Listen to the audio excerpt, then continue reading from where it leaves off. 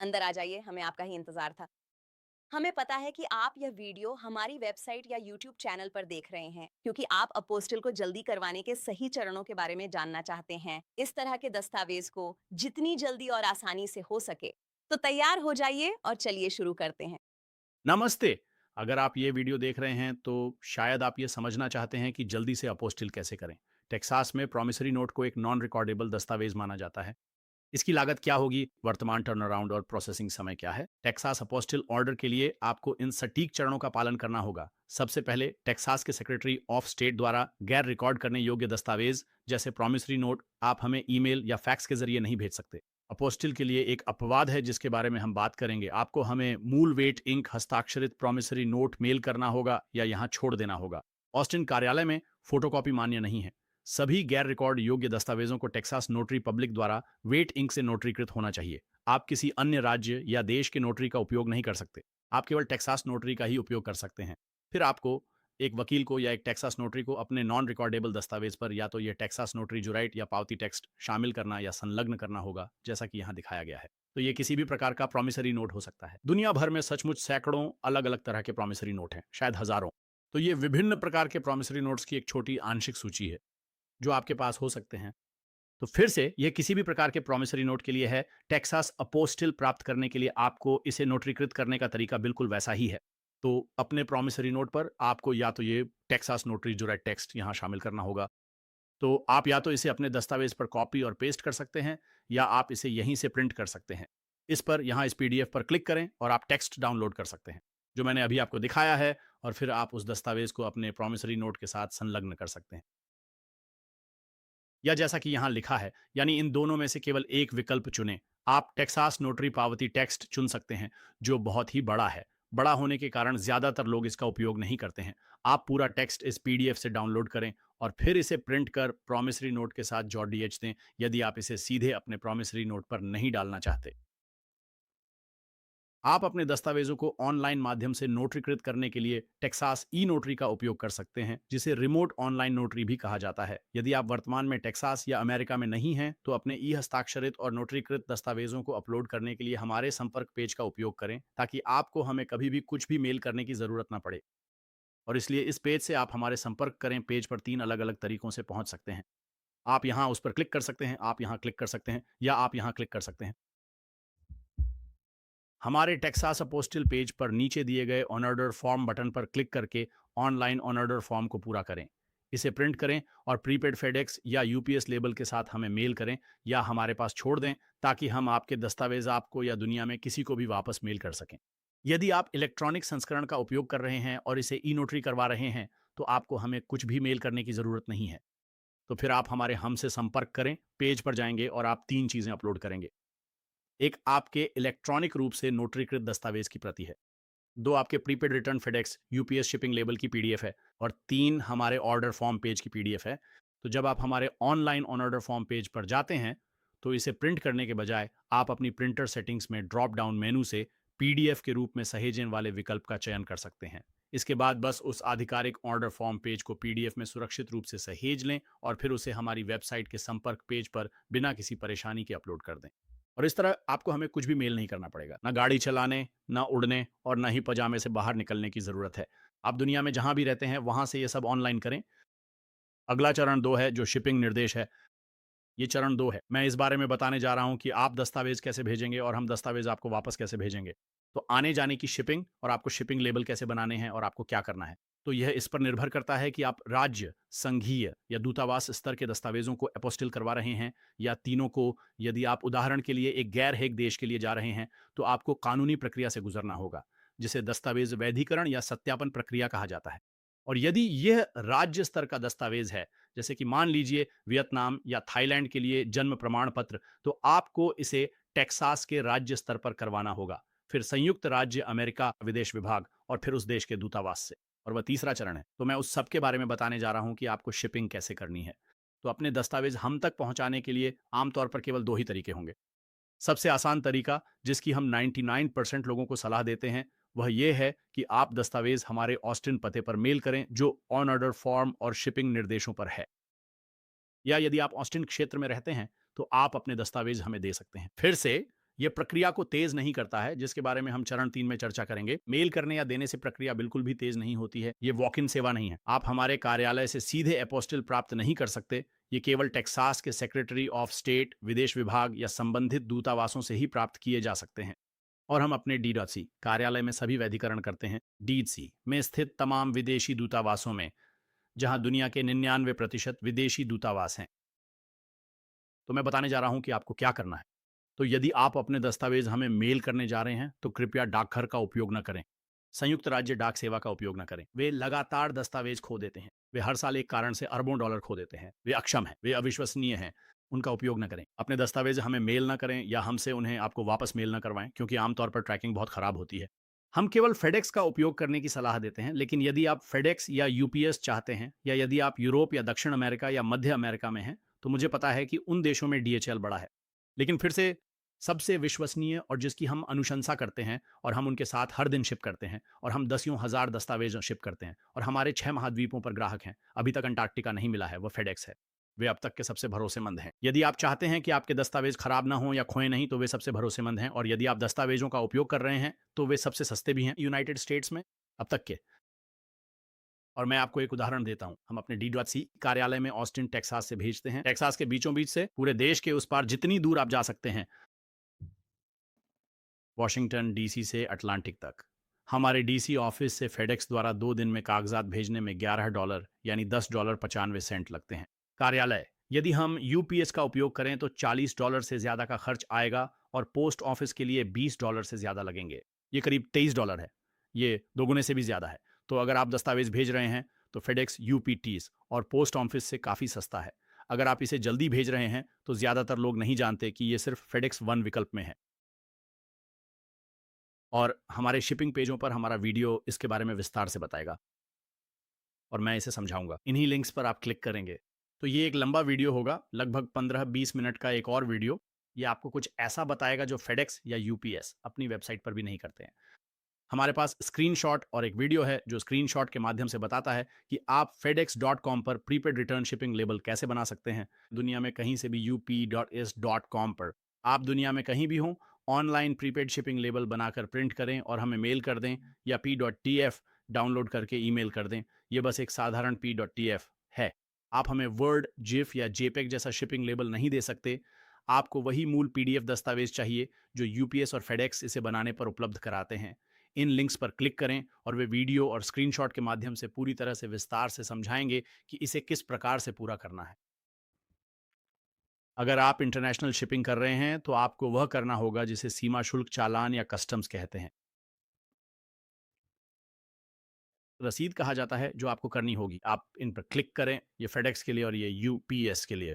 हमने आपके लिए एक तैयार टेम्पलेट रखा है जिसे बस भरना है, और फिर अपना नाम और तारीख लिखकर हस्ताक्षर करें। देश के नियमों के आधार पर अक्सर इसकी जरूरत नहीं होती, पर अंतर्राष्ट्रीय शिपिंग के लिए सुरक्षा के लिहाज से हम इसे करने का सुझाव देते हैं ताकि कोई समस्या ना हो। अगर आप अमेरिका से दस्तावेज भेज रहे हैं किसी दूसरे देश में, जैसे मेक्सिको, इस पर ध्यान नहीं देता। आप इसे कर सकते हैं। फेडेक्स के साथ उन्हें कोई फर्क नहीं पड़ता। लेकिन दुनिया के अन्य देशों में सीमा शुल्क से गुजरने के लिए आप सुनिश्चित करें कि आपके पास वह हो, ठीक है?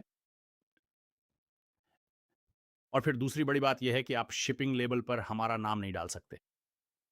मुझे अपनी बात दोहराने दें। जब हम इसे वापस भेज रहे हों, तो आप अपने शिपिंग पर कहीं भी हमारा नाम, फोन नंबर या पता नहीं डाल सकते। तो यह आपकी शिपिंग है। हमने आपके दस्तावेज एपोस्टिल कर दिए हैं, और अब आप इन्हें अपने पास किसी लॉ फर्म या अन्य देश में वापस चाहते हैं। चाहे किसी मित्र, परिवार या किसी संस्था को भेजना हो, आप एक प्रीपेड शिपिंग लेबल बना रहे हैं। आप ही आयातक हैं और शिपिंग करने वाले भी, इसलिए आप इस पर हमारा नाम नहीं लिख सकते, क्योंकि अगर यह कस्टम्स से होकर गुजरता है तो बिल हमें ही भरना पड़ेगा, और हमें इसके लिए सच में सैकड़ों डॉलर्स के बिल मिलते भी हैं। वह हमारा नहीं है, इसलिए हमारा नाम लिखने पर हम आपके दस्तावेज वापस शिप नहीं करेंगे। इसे अमेरिका भेजे जाने वाले उस लिफाफे जैसा समझें जिसके ऊपर बाईं ओर कोना हो। आप वापस भेजने वाले का पता लिखते हैं, यानी अगर आपने जिस पते पर भेजा है वह गलत है, या पोस्ट ऑफिस उसे डिलीवर नहीं कर पाता, तो वे वह डाक आपको वापस कर देंगे। हम बस यही कह रहे हैं, आप बस वहां हमारा पता नहीं डाल सकते। आपको कोई भी पता डालना होगा, इससे कोई फर्क नहीं पड़ता कि वह क्या है। आप अपने दोस्त, रिश्तेदार, सहकर्मी या किसी बिजनेस का पता डाल सकते हैं, बस वहां हमारी जानकारी न डालें। बस अपना पता डालें। भेजने वाले और पाने वाले दोनों में अपना पता भरें। जैसे आप भेज रहे हैं। ऐसे यूरोप वापस भेजने के लिए यूएस में रहने वाले अपने किसी दोस्त या रिश्तेदार का पता बस इस्तेमाल करें। फिर से ये सिर्फ तब के लिए है जब आपका दस्तावेज आपको वापस मिलता है। वापसी के लिए उन्हें पते की ज़रूरत होती है या कस्टम्स ड्यूटी न चुकाने पर बिल भेजने के लिए भी। वैसे इससे फ़र्क नहीं पड़ेगा, बस आप हमारा पता नहीं डाल सकते। ये बहुत सरल है। और फिर से इन दोनों में से किसी पर भी क्लिक करने पर आपको पता चल जाएगा कि इसे कैसे करना है। जब आप ऑनलाइन फेडेक्स या यूपीएस पर जाते हैं तो वे पूछेंगे कि इसे कहाँ से भेजा जा रहा है। आप बस वहाँ हमारा पता या फ़ोन नंबर नहीं डाल सकते। ये बहुत आसान है। लोग रोज़ ये करते हुए इसे नामुमकिन बताते हैं, पर आप कर सकते हैं, बस तरीका सही नहीं है। बस हमारे निर्देश मानें और इसे ऑनलाइन करें। फेडेक्स या यूपीएस स्टोर ना जाएँ क्योंकि अक्सर उन्हें सही जानकारी नहीं होती। आप इसे बस ऑनलाइन कर सकते हैं। हम इसे हर दिन दुनिया के हर देश से करवाते हैं। आप हमारा पता इस्तेमाल किए बिना ऑनलाइन लेबल बना सकते हैं, क्योंकि फिर से आप ऑनलाइन लेबल बना रहे हैं और आप ही इसके लिए भुगतान कर रहे हैं, हम नहीं। हम बस इसे आपके लिए फेडेक्स, यूपीएस या डीएचएल पर छोड़ डीएच रहे हैं। तो आप हमारा पता नहीं डाल सकते क्योंकि फिर हम तकनीकी रूप से फेडेक्स, यूपीएस या डीएचएल की नज़र में तब हम आयातक बन जाते हैं। हम ही शिप करने वाले हैं। क्या आप देख रहे हैं कि सारी ज़िम्मेदारी, कानूनी ज़िम्मेदारी हमारी कंपनी पर आ जाती है और हमारी कानूनी पॉलिसी, हमारी कंपनी की पॉलिसी के हिसाब से हम ऐसा नहीं कर सकते। इसलिए शिपिंग लेबल पर हमारा पता न डालें। ये बहुत ज़रूरी है क्योंकि हम इसे 100% शिप नहीं करेंगे, हम इसे वापस शिप नहीं करेंगे। हम आपको सूचित करेंगे कि आपको नया शिपिंग लेबल भेजना होगा। इंटरनेशनल ऑन ऑर्डर्स पर हमारा पता, फ़ोन और नाम लिखना मान्य नहीं है। खासकर इंटरनेशनल शिपमेंट होने पर हम इसे शिप नहीं करेंगे। तो ये बहुत ज़रूरी है। अगर आपको जल्दी है तो दस्तावेज़ों की वापसी में कई दिन लग सकते हैं जब तक आप नया लेबल नहीं भेजते और हम संपर्क नहीं करते। इसलिए कृपया इन निर्देशों का पालन करें और प्रीपेड शिपिंग लेबल पर हमारा नाम, पता या फ़ोन नंबर न डालें। तो हाँ, शिपिंग के बारे में बस इतना ही है। ये फिर से बहुत सरल है। आप बस हमें दें। फिर से अगर आप हमें दस्तावेज़ देने आ रहे हैं, आप हमें दस्तावेज़ और प्रीपेड लेबल दे सकते हैं ताकि हम उन्हें वापस शिप कर सकें। आप इन्हें डाक से भेजने के बजाय खुद छोड़-छाड़ कर जाते हैं, लेकिन वापसी डाक से चाहते हैं। बहुत से लोग ऐसा भी करते हैं। तो आप ऑनलाइन जाएँ, शिपिंग लेबल बनाएँ और जब आप हमारे ऑस्टिन लोकेशंस पर आएँ, तो अपने दस्तावेज़ दे दें। फिर जैसा कि हम तीसरे चरण में देखेंगे, सेक्रेटरी ऑफ स्टेट को इन्हें अगले दिन या 2 दिन में जारी करने में समय लगता है, या फिर केंद्र सरकार या दूतावास को, उसके बाद हम इसे वापस आपको भेज देंगे। तो बस इतना ही है। धन्यवाद। ये तीसरा चरण है। मैं आपको हमारी वर्तमान कीमतों के बारे में बताऊँगा, और यदि आप हमें दस्तावेज़ खुद देने आ रहे हैं और हमारे काम पूरा करने के समय के बारे में, जो आज 30 नवंबर 2025 के अनुसार हैं। तो अगर आप हमें दस्तावेज़ खुद देने आ रहे हैं, तो आपको जो करना होगा वो ये है कि आपको हमारा ऑन ऑर्डर फॉर्म प्रिंट करना होगा, जो आप ऑनलाइन भरते हैं, जिसके लिए आप यहाँ नीचे क्लिक करेंगे, बिल्कुल यहाँ। इस पे क्लिक करने से आप हमारे ऑर्डर फॉर्म वाले पेज पे पहुँच जाएँगे और वही आपको ऑनलाइन भरना है और फिर उसका प्रिंट लेना है। और वहाँ एक और वीडियो है जो बताएगा कि ऑन ऑर्डर फॉर्म कैसे भरना है और बाकी सब कुछ। तो अगर आप, फिर से कहूँ तो, अगर आप हमें अपने दस्तावेज़ डाक से भेजने वाले हैं, जो कि ज़्यादातर लोग करते हैं, तो आप हमारा ऑन ऑर्डर फॉर्म प्रिंट करें और फिर उसे अपने दस्तावेज़ों के साथ भेजें। जैसा कि हमने दूसरे चरण में बताया है, आप उसे हमें भेज दें। यदि आप व्यक्तिगत रूप से हमें दस्तावेज़ देने आ रहे हैं, जिससे प्रक्रिया तेज़ नहीं होती है, और मैं इसके बारे में विस्तार से बताऊँगा। यदि आप इसे हमारे ऑस्टिन कार्यालय में देने आ रहे हैं, जो कि एकमात्र स्थान है, ह्यूस्टन या डलास नहीं, केवल हमारे ऑस्टिन कार्यालय में ही आप अपने दस्तावेज़ दे सकते हैं। तो यदि आप ऑस्टिन क्षेत्र में रहते हैं, तो आपको हमारा ऑन ऑर्डर फॉर्म प्रिंट करना होगा और फिर उसे अपने दस्तावेज़ों के साथ लाना होगा।